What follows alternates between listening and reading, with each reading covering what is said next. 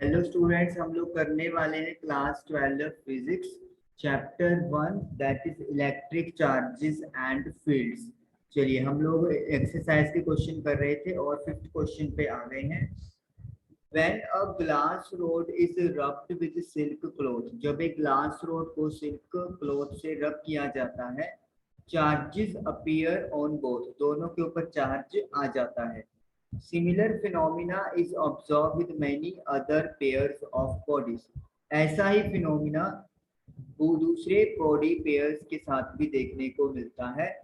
Explain how this observation is consistent with the law of conservation of charge, ये observation किस तरीके से conservation of charge के law से तालमेल बिठा रही है। तो हमें याद रखना पड़ेगा कि जब भी रब किया जाता है,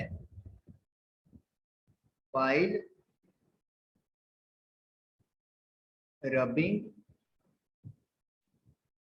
two bodies with each other, तो इक्वल एंड ऑपोजिट चार्ज जो है अपीयर होता है बॉडीज के ऊपर। इट मीन्स, इसका मतलब क्या है, one body loose electrons while other body gains electrons। तो overall net charge remains same. तो नेट चार्ज जो है वो सेम रहेगा, जितने इलेक्ट्रॉन एक बॉडी ने लूज किए उतने ही दूसरी बॉडी गेन कर लेती है, तो इसीलिए जो टोटल चार्ज है, जो नेट चार्ज है, वो सेम रहेगा। तो ये चीज है, नेट चार्ज के जगह टोटल चार्ज लिख देंगे तो total charge remains the same. तो इसीलिए ये law of conservation of charge के साथ अपना कंसिस्टेंसी शो करती है।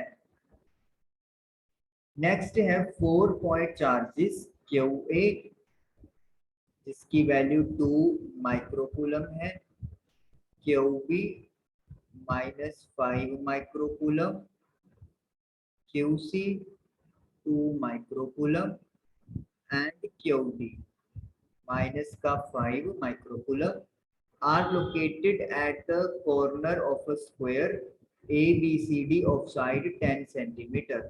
तो एक स्क्वायर बना दी हम लोगों ने और इस स्क्वायर के 4 कॉर्नर्स ABCD।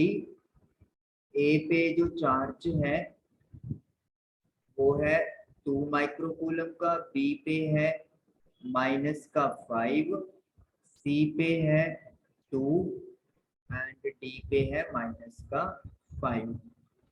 और जो साइड है वो स्क्वायर की 10 सेंटीमीटर है, सभी साइड इक्वल होती हैं। What is the force on a charge 1 microcoulomb placed at the center of the square? तो एक और चार्ज रखा गया है कहाँ पे, सेंटर ऑफ द स्क्वायर, यानी कि जहां पे ये डायगोनल्स इंटरसेक्ट करेंगे वो सेंटर ऑफ स्क्वायर हो गया। This is the centre of square, let me से ओ। यहाँ पर एक चार्ज रख दिया गया है 1 माइक्रोकूलम का। तो इस चार्ज पे जो फोर्स लग रही है इन चारों की वजह से, वो हमें कैलकुलेट करके बतानी है। तो चलिए पहले निकाल लेते हैं हम लोग एफ ओ ए, मतलब force on 1 coulomb charge by 2 microcoulomb charge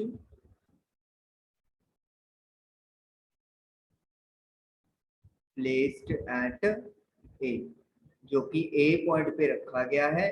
2 microcoulomb का चार्ज, इसकी वजह से 1 माइक्रोकूलम पे कितनी फोर्स लग रही है वो कैलकुलेट करना है।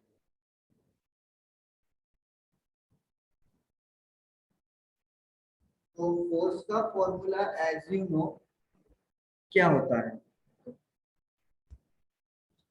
के इधर लिख लेते हैं फोर्स का formula, force constant k, electrostatic force constant Q1 Q2 upon r square. तो small k as it is लिख दो, Q1 की वैल्यू 2 माइक्रोकूलम है, Q2 की वैल्यू 1 माइक्रोकूलम है अपॉन आर स्क्वायर। तो हम लोग O से लेकर A तक के डिस्टेंस को R लेट कर लेते हैं, तो आर स्क्वायर आ गया। ये जो फोर्स लगने वाली है, ये क्योंकि दोनों चार्ज पॉजिटिव है तो रिपल्शन होगा, तो जो फोर्स की डायरेक्शन होगी it will be like this.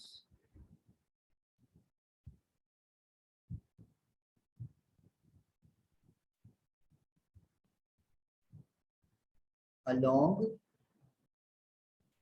AO। अब बात करेंगे हम लोग सी वाले की, force on 1 microcoulomb charge by 2 microcoulomb charge placed at C. देखिए के तो सेम रहेगा, मीडियम सेम है, Q1 की वैल्यू 2 है, Q2 की वैल्यू 1 है, और जो डिस्टेंस है O से लेकर C तक का ये भी सेम होगा, क्योंकि जो सेंटर होता है वो वर्टिसेस से सेम डिस्टेंस पे होता है, तो आर स्क्वायर। अगेन दोनों चार्ज पॉजिटिव है तो जो डायरेक्शन है वो आएगी अलोंग CO। अब आप लोग क्लियरली देख सकते हो कि जो फोर्स OA है और OC है, इन दोनों का मैग्नीट्यूड तो सेम है लेकिन डायरेक्शन ऑपोजिट हो गया। तो इसका मतलब क्या है, FOA and FOC will cancel each other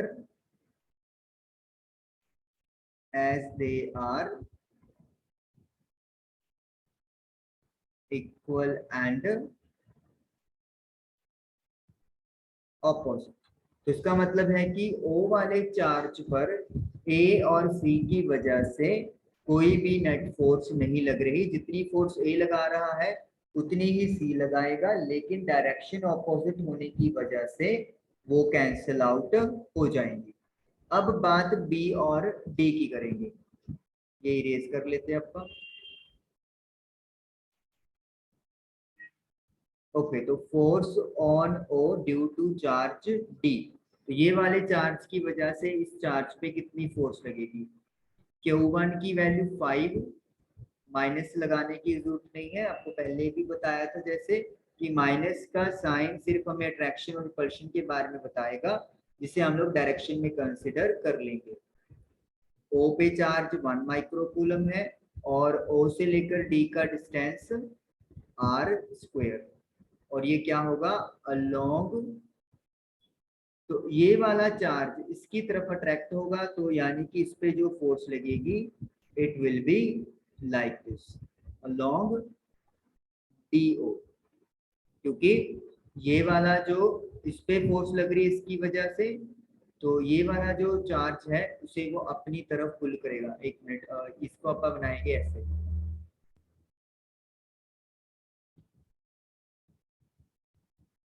ये जो एरो है, क्योंकि डी की वजह से हम लोग निकाल रहे हैं ना, तो डी ओ को अपनी तरफ खींचेगा, तो it will be like this along O D, तो ओ से डी की तरफ वो खींचा जाएगा। अब force on O due to B, तो ये वाला चार्ज भी इसको अपनी तरफ पुल करेगा क्योंकि साइन डिफरेंट है, लेकिन जैसे ओडी की वैल्यू आई है वैसे ही ओबी की वैल्यू भी आएगी अलोंग। अब बी ओ को अपनी तरफ खींचेगा तो यानी कि it will be like this along B O, along O B sorry, O से बी। तो अगेन सेम चीज, जैसे यहाँ पे हम लोगों ने देखा था कि इक्वल एंड ऑपोजिट है, उसी तरीके से ये भी चीज होगी। ये बी चार्ज इसको अपनी तरफ खींचेगा, लेकिन उतनी ही फोर्स से डी वाला भी इसको अपनी तरफ खींचेगा। इवेंचुअली मैग्नीट्यूड सेम होने की वजह से ये भी एक दूसरे को क्या करते हैं कि फोर्स कैंसिल आउट करते हैं। विल